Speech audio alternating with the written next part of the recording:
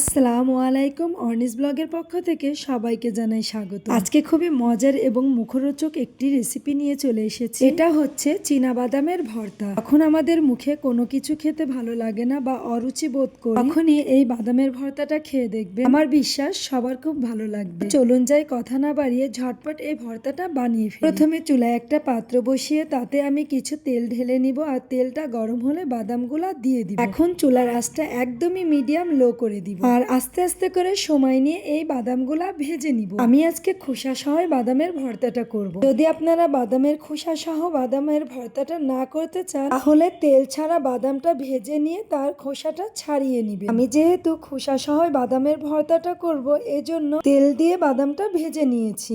আমার বাদামটা ভাজা হয়ে গিয়েছে, এখন নামিয়ে নিব। এখন ফ্রাই প্যানে কিছু সরিষার তেল দিয়ে দিব। তেলটা গরম হলে আমি এখানে কিছু কোয়া রসুন দিয়ে দিব।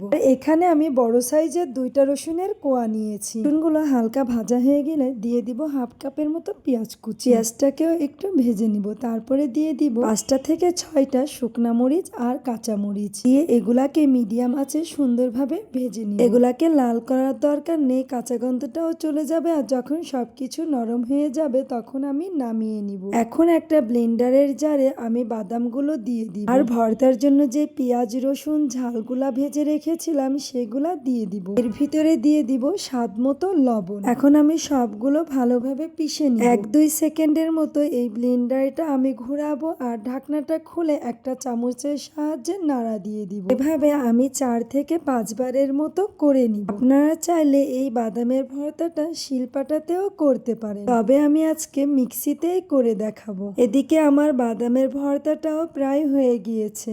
এখন আমি একটা পাত্রে এটাকে ঢেলে নিব। তো রেডি হয়ে গেল এই দুর্দান্ত স্বাদের বাদামের ভর্তাটা। আপনারা চাইলে বাদামের ভর্তাটাকে এভাবেই রেখে খেয়ে নিতে পারেন, কিন্তু আমি আরেকটু টেস্ট বাড়ানোর জন্য এখানে কিছু কাঁচা পেঁয়াজ কুচি আর সরিষার তেল দিয়ে বাদামটাকে আরেকটু ভালোভাবে মাখিয়ে নিব। এইভাবে ভর্তাটা করার জন্য বাদামের ভর্তার টেস্টটা দ্বিগুণ বেড়ে গিয়েছে। আপনারা একবার হলেও এভাবে রেসিপিটা ফলো করে বাসায় বানাবেন, আশা করি আপনাদের কাছে অনেক বেশি ভালো লাগবে। তো যে খেয়েছে সেই বলেছে বাদামের ভর্তাটা অনেক বেশি মজা হয়েছিল। যদি ভিডিওটা ভালো লেগে থাকে অবশ্যই ফেসবুক থেকে লাইক কমেন্ট শেয়ার করে দিবেন, আর যারা ইউটিউব থেকে দেখছেন তারা অবশ্যই একটা সাবস্ক্রাইব করে দিবেন। আল্লাহ হাফেজ।